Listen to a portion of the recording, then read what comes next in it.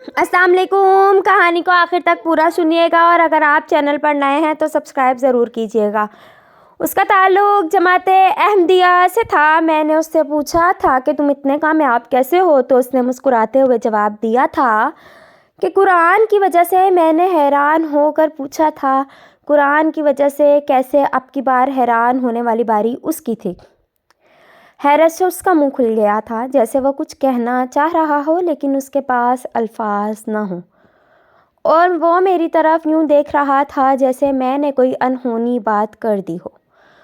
कुछ देर यूं ही मुझे देखने के बाद उसने मुझसे सवाल पूछा था कि क्या तुम मुसलमान नहीं हो? मैंने जवाब दिया था कि अल्हम्दुलिल्लाह मैं मुसलमान हूँ। फिर उसने पूछा था कि तुम कुरान पढ़ते हो? मैंने कहा हाँ पढ़ता हूँ। तो उसका अगला सवाल था कि फिर तुम तर्जुमे के साथ पढ़ना। मैंने उसकी बात को नसीहत समझकर मान लिया और फिर उससे कहा कि आप मुझे ये बताओ कि आप कामयाब कैसे हो, कुरान की वजह से कैसे कामयाब हुए? तो उसने बताया कि मैं एक छाबड़ी फ़रोश था।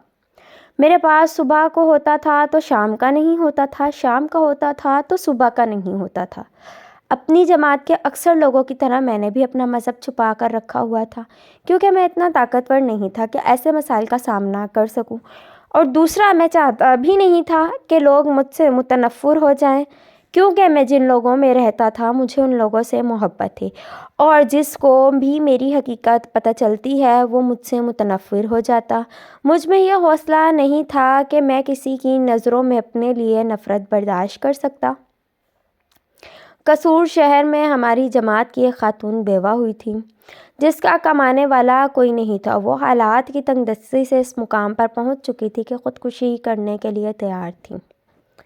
मेरी बीवी के ज़रिए मुझ तक उसके हालात पहुँचे तो मैंने उसी वक्त उसकी मदद करने का फ़ैसला कर लिया। अब मैं ये कहता हूँ कि अगर मेरे पास 2 वक्त का खाना होता तो 1 वक्त का खुद रख लेता और 1 वक्त का उस खातून को पहुंचा देता, और अगर 1 वक्त का खाना होता तो मैं खुद फाका कर लेता और खाना उस खातून को दे देता।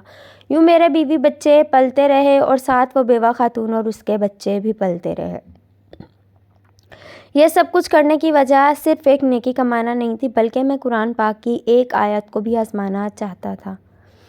मैंने कुरान पाक से पढ़ा था कि इन लोगों की मिसाल जो अल्लाह की राह में माल खर्च करते हैं ऐसी है कि जैसे एक दाना जो 7 बालें उगाए, हर बाल में 100 दाने, और अल्लाह जिसके वास्ते चाहे बढ़ाता है, और अल्लाह बड़ी वुसअत जानने वाला है। इस आयत पाक को पढ़ लेने के बाद मैंने इस बात को आज़माने के फ़ैसला कर लिया।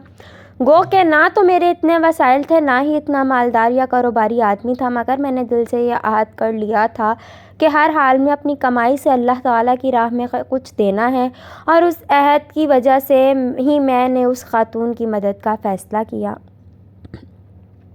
मेरे पास अगर 2 वक्त का खाना होता था तो मैं 1 वक्त का खाना अपने और अपने बीवी बच्चों के लिए रखता और 1 वक्त का खाना उस बेवा औरत को दे देता।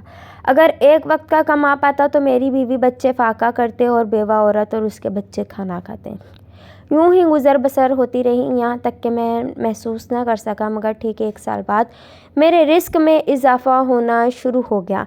मैंने छाबड़ी से रेड़ी ख़रीदी, फिर रेड़ी छोड़कर दुकान किराए पर ले ली, फिर वही दुकान ख़रीद ली, यहाँ तक कि आज मेरे पास बाज़ार में एक पूरा प्लाज़ा नुमा इमारत है। खैर, मेरे अल्लाह की नवाज़िशें फिर भी ख़त्म नहीं हुई, यहाँ तक कि मैं फ़्रांस मुंतकिल हो गया। मेरे बीवी बच्चे मेरे साथ हैं। आज मेरे पास यहाँ भी क्रॉकरी की दुकान है। मेरे बच्चे पढ़कर अच्छे ओहदों पर पहुँच चुके हैं। मैंने सिर्फ़ बात को आज़माया और अल्लाह ताला की ज़ात ने उसका इतना बेहतरीन सिला दिया। उसकी बात ख़त्म हुई। मैंने पूछा कि तुम्हारी सारी जमात के लोग ही ऐसे हैं? मेरा सवाल सुनकर वो बोला कि हाँ, सब ऐसे ही हैं। सिर्फ़ हमारी जमात ही नहीं बल्कि सब मुसलमानों को ऐसा ही होना चाहिए।